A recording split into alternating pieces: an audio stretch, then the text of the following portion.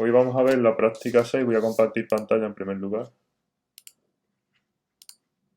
Como siempre voy a hacer una pequeña introducción de dónde situamos esta práctica, qué es lo que vamos a ver hoy, que van a ser muy pocos comandos nuevos, ya casi todo lo que pretendemos que aprendáis en estas prácticas ya lo sabéis. Simplemente vamos ahora en estas dos prácticas que quedan hoy vamos a ver una cosa nueva, que es el receptor, y todo lo que vamos a hacer hoy, la práctica siguiente va a ser utilizar todas las herramientas que hemos aprendido para hacer ya simulaciones más interesantes, ¿vale? Más completas, pues, teniendo en cuenta transmisores y receptores, con distintos canales, midiendo el ruido para distintas potencias del ruido, calculando la probabilidad de error de los sistemas, comparando sistemas, ¿vale? Eso lo haremos en la práctica 7.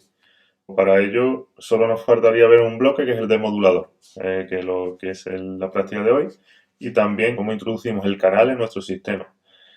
El canal en realidad, aunque no se vio de forma exhaustiva porque era la práctica del test de hipótesis, ya vimos un canal para el caso de una transmisión binaria, ¿vale? Si recordáis la práctica 3, utilizábamos una transmisión de 2 y menos 2, ¿vale? Lo que pasa es que nosotros decíamos, es una variable aleatoria que puede valer 2 y menos 2 con probabilidad 3 cuartos y 1 cuarto, ¿vale? O 1 y menos 1 con probabilidad 1 medio. Y aprendíamos lo de la regla MAP, la regla ML, y para ello sumábamos un ruido a esos valores, al 2 y menos 2, pues un ruido gaussiano, un ruido uniforme, ¿vale? Vimos varios ejemplos.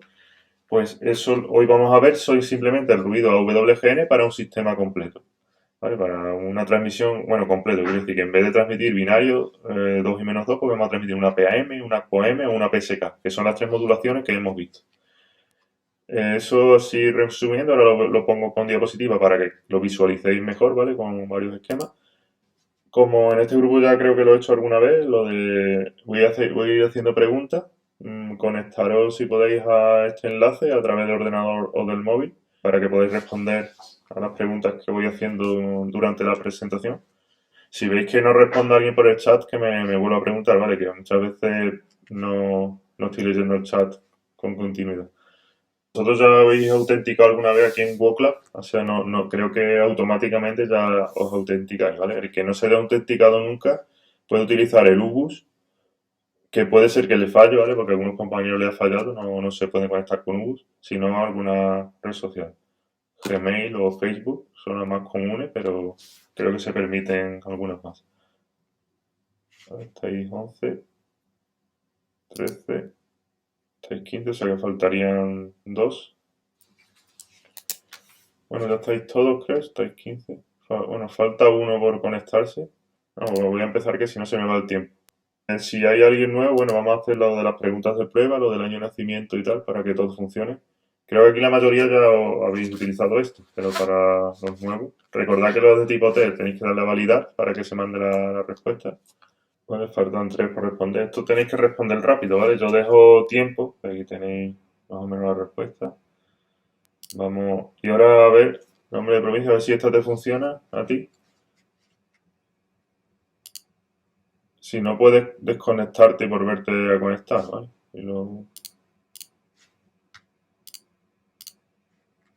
Bueno, vamos a pasar y empezamos con la práctica, ¿vale? Sí, en este grupo tampoco, en otros grupos han puesto cosas más ingeniosas en esta pregunta. Vamos a ver, la práctica 4 y la 5 lo que vimos fue el modulador. En la 3 teníamos, bueno, voy a partir de este esquema, crear de la 3, ¿vale? Lo que he dicho antes del test de hipótesis. Nosotros en la 3 transmitíamos símbolos, que solo nos quedamos en el caso binario, más menos 2, el ejemplo que vimos en el ejercicio final, pero también vimos un ejemplo con más menos 1 o más menos 0,5 y con un ruido, ¿vale?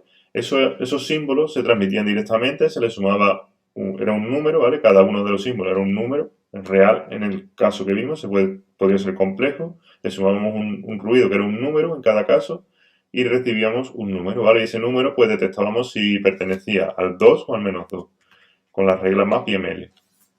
Como ya discutimos, no sé, este esquema está muy bien para estudiar los sistemas, pero nos faltaría comprobar cómo podemos mandar esos símbolos, que eran números, por un medio de transmisión.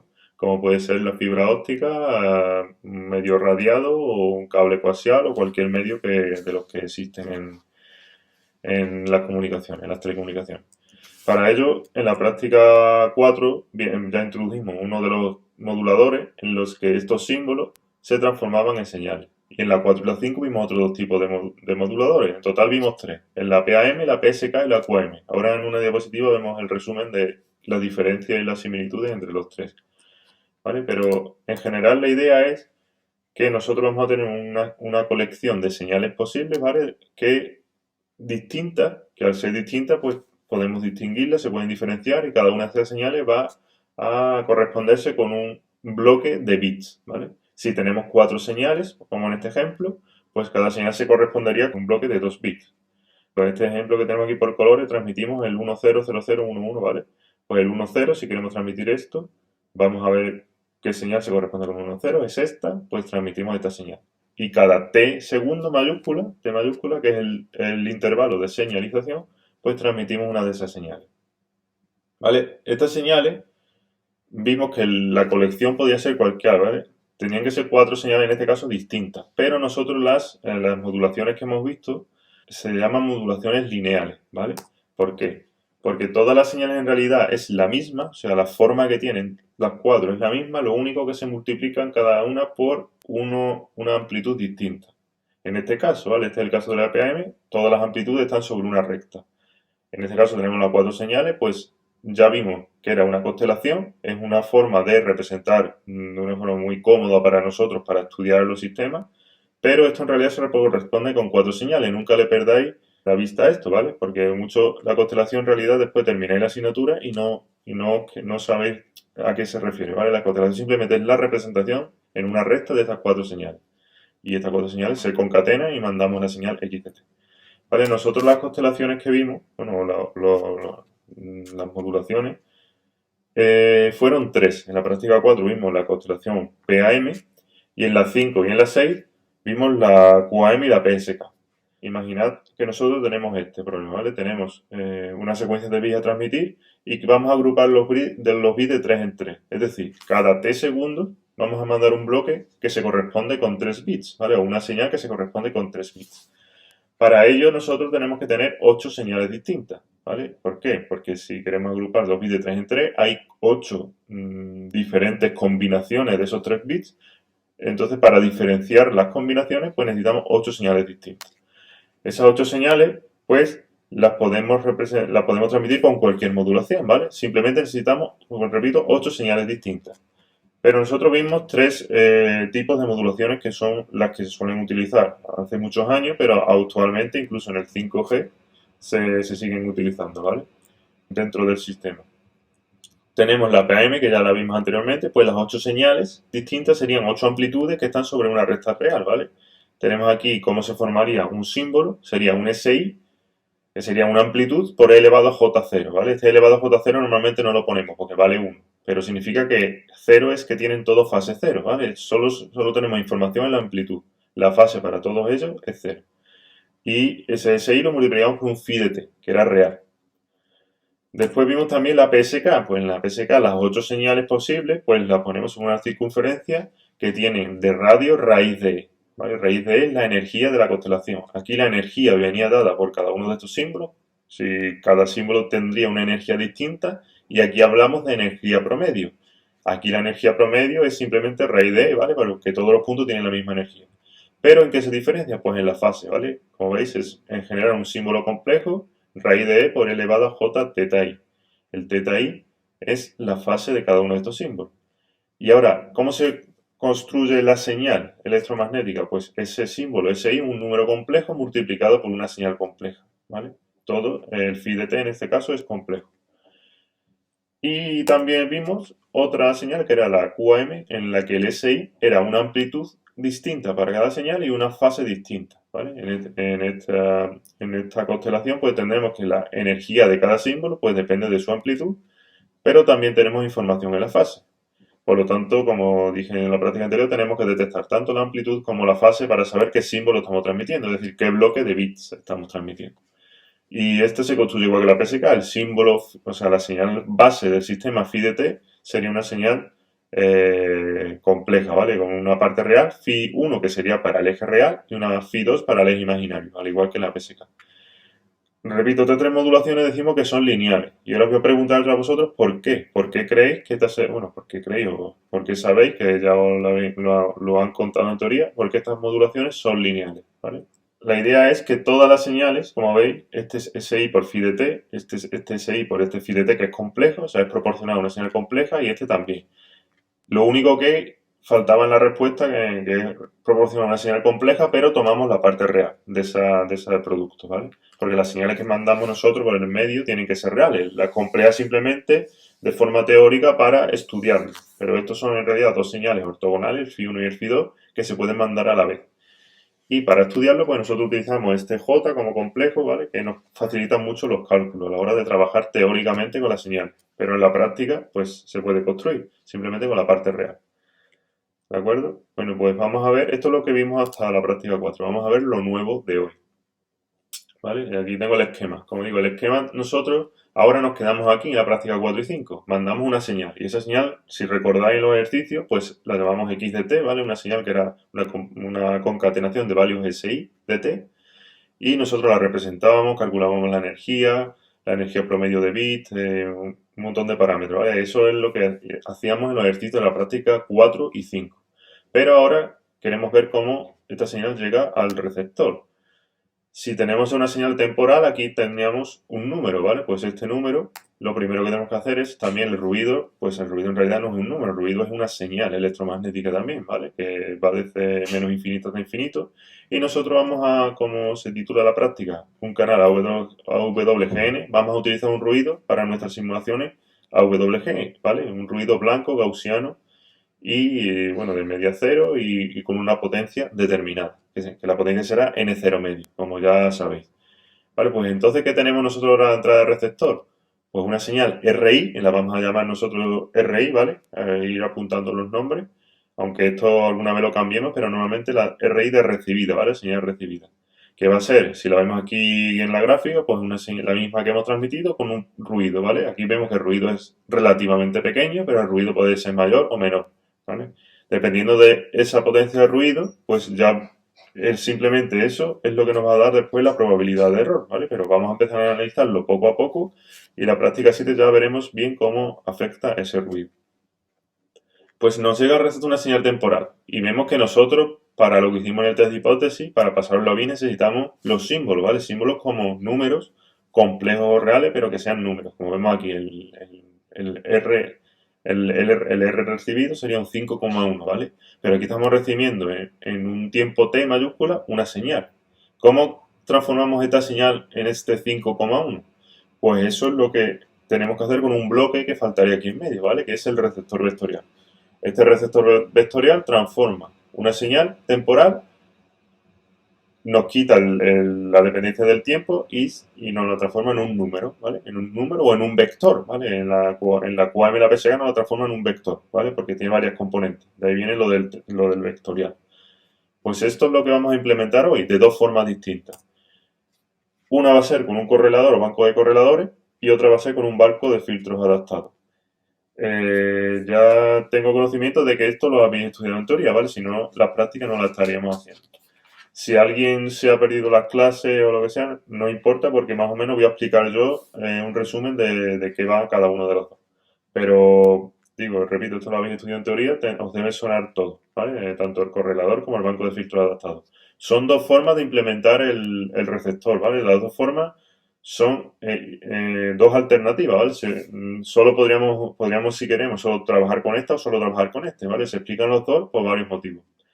El correlador porque es más fácil de estudiar de forma teórica, ¿vale? Y se ve muy bien qué es lo que está sucediendo en el receptor.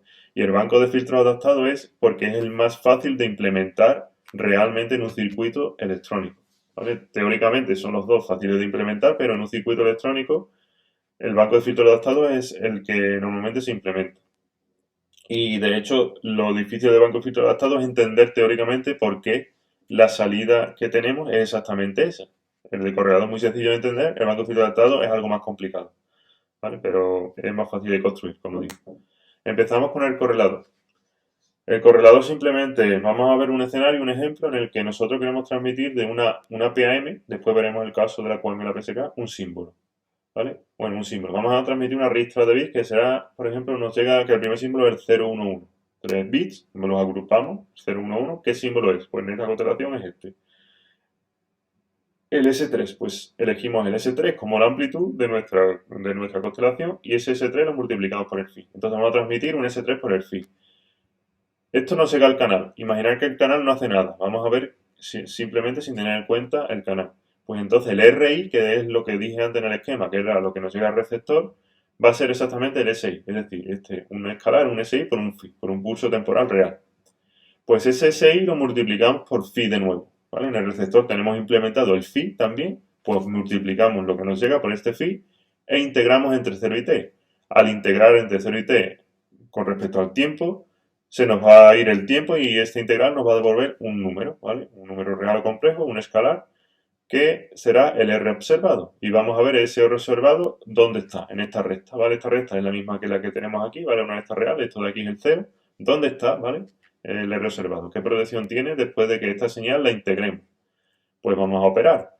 Como digo, esto es la integral entre 0 y t, este bloque de aquí, de RI, que en realidad es SI, que es SI por phi, esto naranja, por phi de t, que lo he puesto representado aquí en morado, para que sepamos de dónde viene cada término.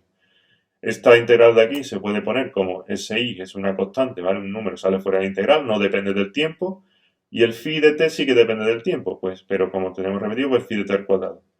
Bueno, pues ya simplemente tenemos que el R observado en el eje va a ser este SI por el resultado de esta integral. Y ahora os pregunto a vosotros, el resultado de esta integral lo podemos calcular. Si lo podemos calcular, ¿cuánto vale? ¿Vale? A ver si podéis responder.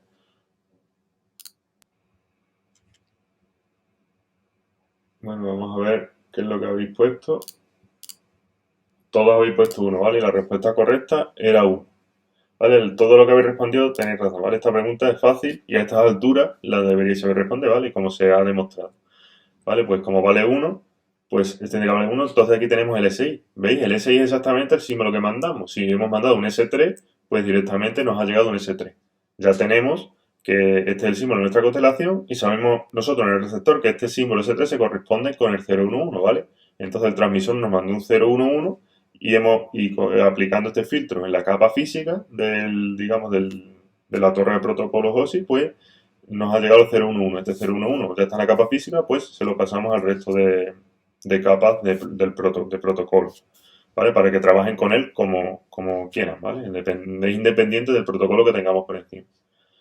Bueno, pues esto en la PAM. ¿Cómo sería en la QM y la PSK? En la QM y la PSK la señal transmitida tiene dos componentes, una componente en fase y una componente en cuadratura.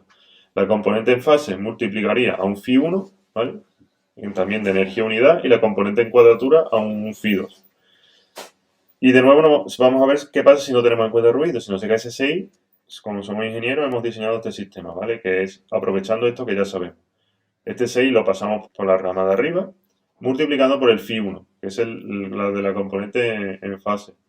Y aquí abajo multiplicamos por el phi 2, ¿vale? Y integramos y vamos a obtener una componente, la R1 y la R2, ¿vale? Que tenían dos componentes porque aquí solo teníamos una recta, recordad, en la PAM solo teníamos una recta, pues vemos el resultado de observación sobre esa recta.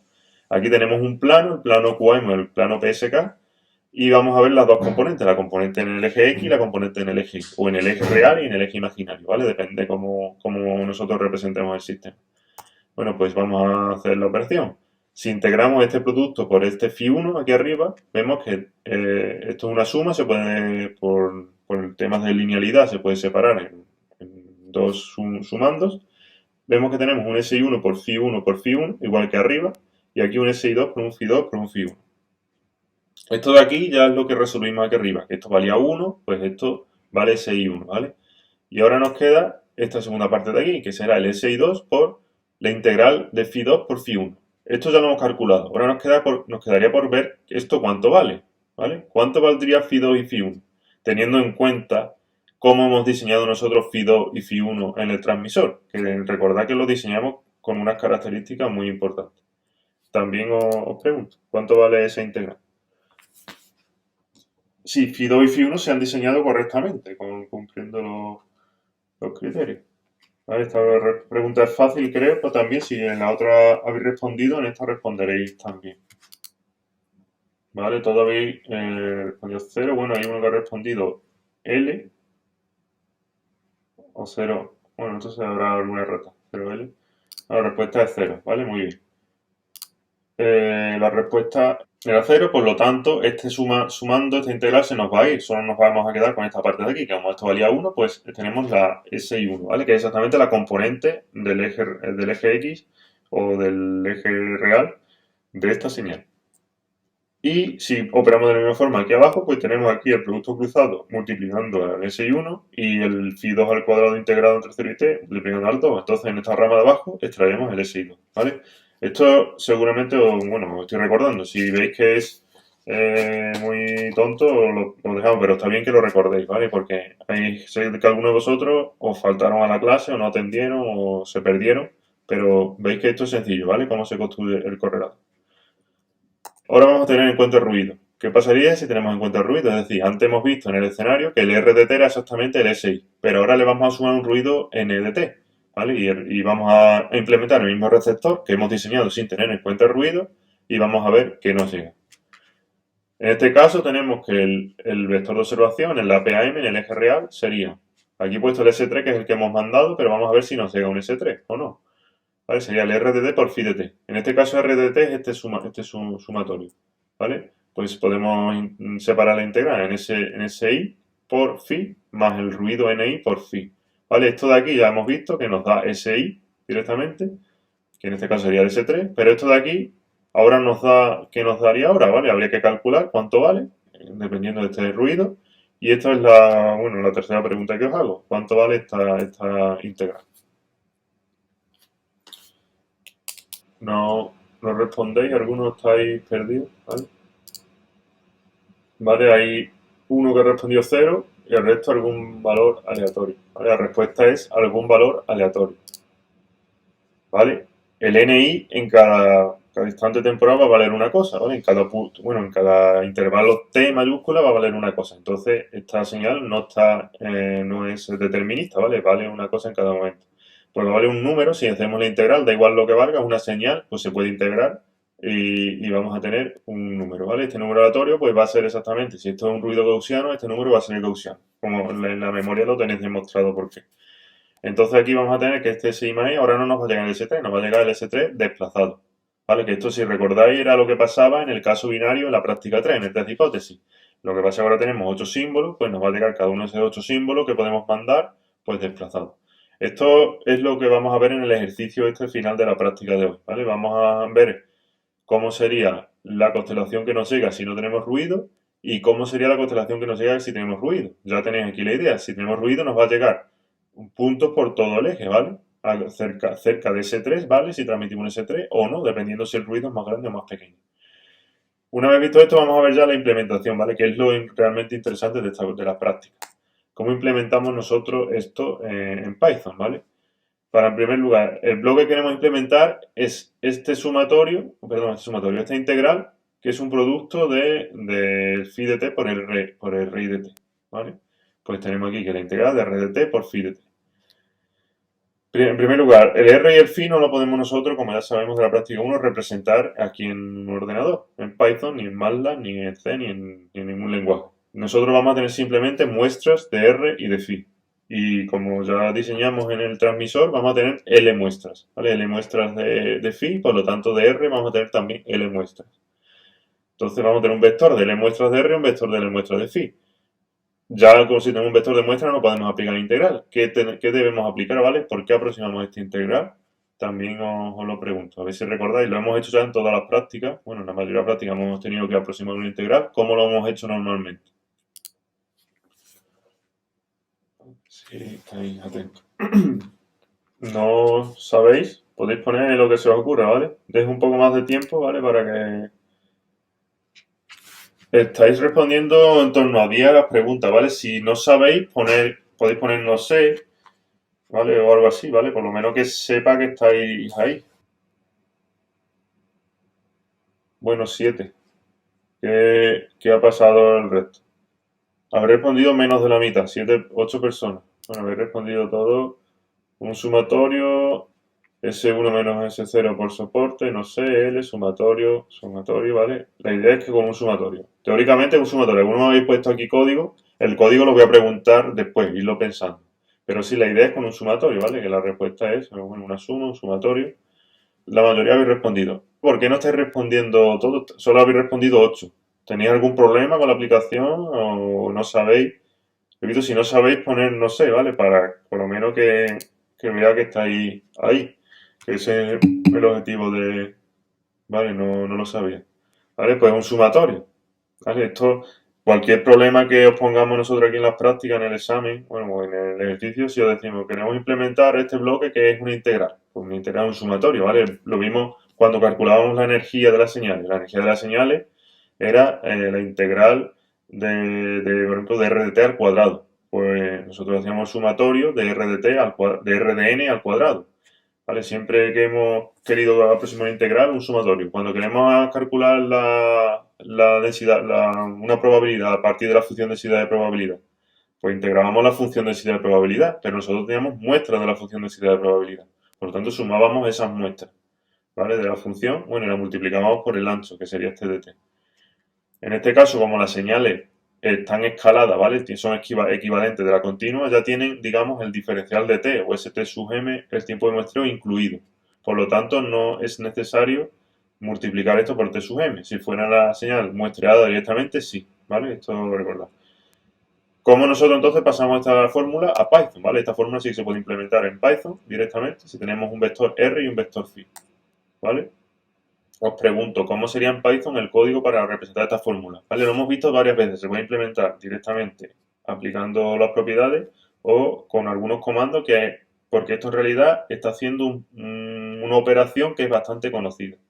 ¿Vale? Os pregunto que cómo implementamos esa expresión en Python.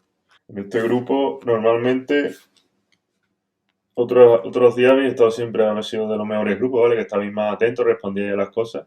No sé hoy si es que habéis tenido exámenes o tenéis exámenes hoy y estáis algo más despistados.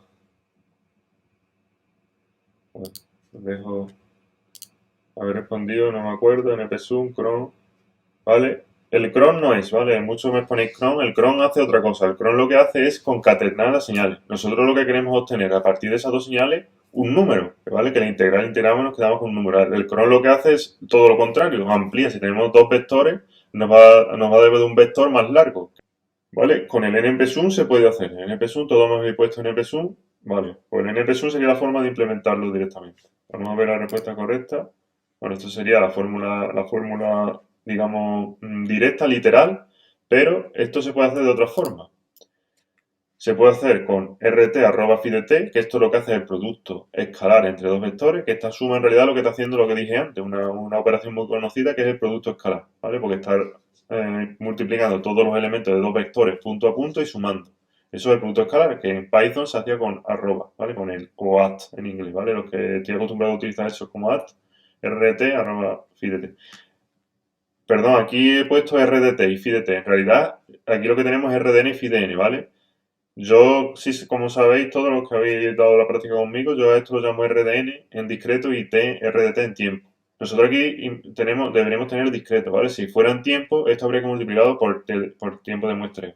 Si tenemos la equivalente discreta, es simplemente rn arroba fidei, ¿vale? Esto tenerlo en cuenta, a ver si no copiéis esta fórmula directamente, pero porque esto es rn arroba fidei. Y una forma de hacerlo también es con npv-dot, ¿vale? Que os debe sonar también. Que este comando lo utilizamos para calcular la energía de una señal, pues sirve para calcular el producto escalar entre cualquiera de dos señales. Y además esto tiene en cuenta si son complejas, pues hace el producto escalar teniendo en cuenta la conjugación compleja.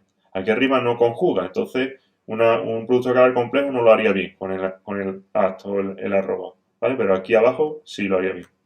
¿Vale? Pues esto es la implementación. Esta línea que veis aquí es simplemente la implementación del receptor.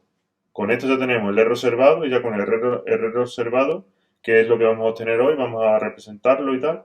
Y a partir de este R observado podemos detectar con el detector, utilizando las fronteras de decisión con las reglas MAP o regla ML, y obtener ya los símbolos y pasarlo a bit y mandarlo al nivel superior. Pero este comando es el nuevo que aprendemos hoy, ¿vale? La primera forma, banco de correladores, este comando de aquí, ¿vale? En el caso de la QAM y la PSK, pues tendríamos que repetir este comando para Fi1 y para Fi2. Para Fi1 y Fi2, pues tendríamos el R observado 1 y el R observado 2. ¿Vale? Ahora lo veremos de todas formas en el código, pero que, repito, esto es lo único nuevo que vamos a ver hoy. Bueno, lo único, el 50% de lo nuevo que vamos a ver hoy. El otro 50% será la otra forma de implementación que tendrá otro comando distinto. Que serán, en aquel caso serán 3 comandos, que ahora lo veremos. Bien, hasta aquí.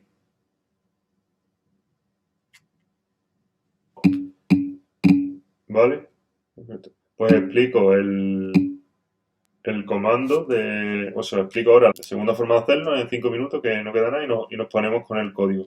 Os voy a proponer trabajar de una forma distinta que como lo solemos hacer en las prácticas, ¿vale? Pero ahora lo pregunto, a ver qué preferís.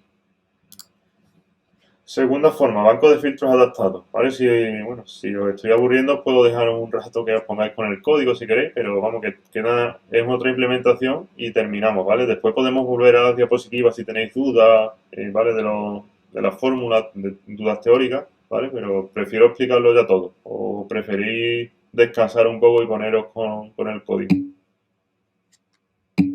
¿Explicar? Vale. Carmen y Marta me han dicho que vamos bien, ¿vale? Bueno, pues seguimos. Banco de filtro. Vale, vale. Gracias por aportar algo. Vamos a ver el banco de filtro adaptado. Repito, el banco de filtro adaptado sería la forma más cómoda de implementar esto en un circuito electrónico, ¿vale? No sé, en este grupo si estáis alguno de la rama de electrónica. En otros grupos que he preguntado, no sé si, como suele pasar, por vergüenza o por lo que sea, no me decís nada.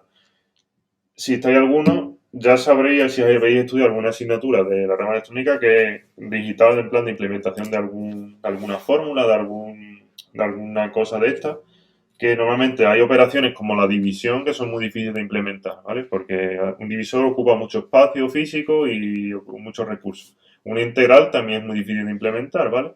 Como lo que hemos visto. Entonces, pero un filtro, que es lo que vamos a ver ahora, es muy fácil de implementar en un circuito electrónico. Si los que sean de electrónica seguramente me digan, o sea, ¿estáis de acuerdo? Si me estoy equivocando, me lo decís, ¿vale? Que seguramente tendréis más experiencia en eso.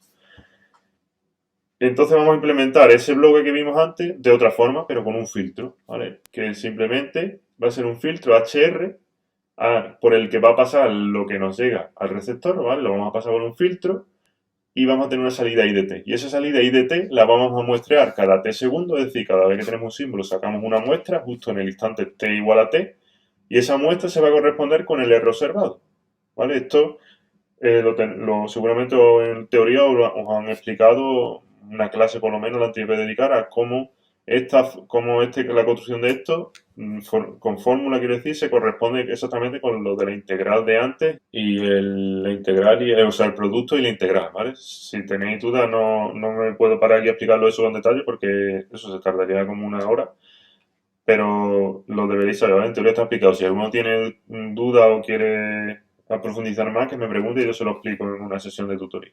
Pero vamos, simplemente la idea que os tenéis que llevar es un filtro, la salida del filtro la muestreamos. El filtro se va a construir como filtro adaptado, ¿vale? Que se llama filtro adaptado a phi de t, que se construye como el phi de t menos t, ¿vale? Esta es la operación matemática, pero esto de forma, digamos, coloquial sería darle la vuelta al filtro, ¿vale? Con respecto al tiempo. Lo que tenemos en 0 lo ponemos en t mayúscula y lo que tenemos en t mayúscula lo ponemos en 0, ¿vale? Hacemos un volteado del filtro. Y ahora simplemente tenemos que ver cómo vamos a implementar este bloque en Python. ¿Cómo lo implementamos? Pues tenemos que calcular este filtro y ahora, una vez que tenemos el filtro, tenemos que calcular la salida del filtro. Esto, en un circuito electrónico físico, la salida del filtro, tú le entras una señal y sale la IDT, ¿vale? En principio no sabemos por qué, pero sale una IDT. Pero hemos estudiado esos filtros, lo hemos modelado y hemos visto que esta IDT se corresponde con la RDT y el HDR a partir de una operación. ¿Qué operación es la que se realiza para obtener IDT, digamos, de forma teórica? Porque digo, de forma física ocurre, aunque no lo analicemos, pasa, ¿vale? Cualquier filtro que diseñamos en un circuito electrónico, tenemos una salida, ¿vale? Una señal de entrada y tenemos una señal de salida. Pero ¿cómo se comporta esta señal de salida con respecto a la entrada? ¿Vale? ¿Con qué operación nosotros teóricamente calculamos esto? ¿Vale? Ya ha dado Mario alguna pista, pero os lo iba a preguntar por aquí.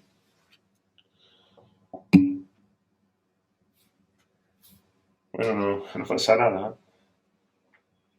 Ya tú has dicho eso, pero puede que alguien tenga otra opinión distinta. A ver si... que espero que no. A ver que esté respondiendo. ¿Vale? Todos estáis respondiendo convolución. Convolución entre las señales, ¿vale? Muy bien, todos tenéis razón. Una convolución, ¿vale? La convolución, pues simplemente esto es la convolución. De I de t es la convolución entre R y H. Y ahora I de t lo tenemos que muestrear. ¿Cómo muestreamos? Pues matemáticamente hablando es I de nt. Cada t mayúscula, n variando desde 0 hasta infinito, ¿vale? O hasta lo que dure la señal, pues vamos sacando muestras.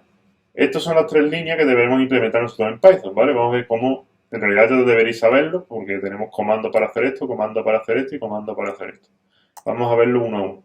Para hacer esto, pues simplemente el HR tenemos phi, que lo hemos diseñado en el transmisor, pues lo podemos diseñar igualmente en el receptor y con esta orden np.flipud, esto le da a un vector, como phi en realidad en Python lo que es un vector, ¿vale? De L muestra, pues flipud le da la vuelta a esa L muestra. La muestra que está en L la va a poner a posición 0, la que está en L-1 en la posición 1 y al revés, la que está en 0 la va a poner en posición L y así, ¿vale? Le va a dar vuelta. Flip es exactamente eso en inglés, viene de flip, de girar o algo así, ¿no? UD viene de up-down, ¿vale? Porque esto es para un vector columna. Si es un vector fila es flip LR. Los que vengáis de MATLAB, en MATLAB se utilizaba en las prácticas si hay algún repetidor, flip LR. Aquí existe también flip LR, pero a nosotros ahora mismo, por cómo está montado esto, nos conviene flip UD, ¿vale? Pero no se puede utilizar flip LR, ¿vale? Son dos órdenes alternativas, pero con flip UD sale todo bien, ¿vale? Sin problema. La convolución, pues existe en la librería NumPy también la función convolve, que hace la convolución entre HR y RDN. Y el tercer parámetro, valid, ¿vale? Esto es lo que nos devuelve la convolución, como sabéis, cuando estamos calculando la convolución a mano, vamos, una señal se va desplazando y va entrando en la otra, ¿vale? Justo cuando empieza a entrar, empezaría a tomar valores la convolución. Pero eso a nosotros no nos interesa cuando empieza a entrar, porque cuando empieza a entrar puede ser que la señal I de t, o sea, perdón, la R de t tenga antes otro señal de otro símbolo, otra interferencia que nos puede complicar a nosotros la convolución. Entonces nosotros el principio de la señal lo vamos a descartar y el final también, ¿vale? Esto lo hace valid. Valid solamente se queda de una convolución con la parte válida, es decir, la parte en la que las dos señales se están solapando, superponiendo una encima de la otra completamente. Todo el periodo en el que el filtro H está dentro de la señal recibida R, nos va a dar las muestras. Eso hace el valid. Porque si ponemos el valid, ahora a la hora de muestrear, pues sacamos las muestras de IDN entre corchetes, es decir, vamos a sacar algunas muestras de IDN. IDN es un vector de L por NS muestra, pues vamos a sacar exactamente NS muestras, ¿vale? Que van a ser exactamente desde la 0 hasta NS por L, que es la muestra última, NS es el número de símbolos, de L en L, ¿vale? Cada L muestra, que se corresponde con T igual a T, sacamos esa muestra, ¿vale? Y esa muestra va a ser el R observado, ¿vale? ¿Veis? Aquí no he demostrado nada con la fórmula porque es bastante más largo y complejo, pero si tenéis dudas, repito, os lo demuestro. O sea, en estas tres operaciones sacamos exactamente el R observado, ¿vale? Está relacionado con hacer la integral y el producto de phi por la señal SI de entrada, ¿vale? Ya está, estas son las tres líneas, la segunda parte, el otro 50% de los comandos nuevos que vamos a ver hoy, que en realidad no son nuevos, porque en la práctica 1 se daba el comando convolve, el comando flipud, pero aquí lo estamos utilizando, ¿vale? Para un escenario en concreto. Pues estos tres comandos serían para una PAM. Si fuera una QAM, una PSK, pues de nuevo serían estos tres comandos para una rama superior, pero con HR1 adaptado a phi1, HR2 adaptado a phi2 y muestreamos y sacaríamos la componente en fase y la componente en cuadratura, una por cada rama, ¿vale? Más el ruido, ¿vale? Si tenemos el ruido, pues sería el SI1 más un ruido con la componente de fase y el SI2 la componente de cuadratura más un ruido, ¿vale? Y esto es todo lo que lo que tenemos de teoría y ya tenemos aquí algo de código, ¿vale? En la implementación. Como veis, esto es todo lo nuevo. El resto de cosas que vamos a ver, los códigos que tenemos ahí de ejemplo en la memoria. Y en el ejercicio final lo que se os pide es repetido, ¿vale? Es para repasar, para otro escenario distinto, pero ya lo sabéis. Ahora sí, vámonos a la práctica.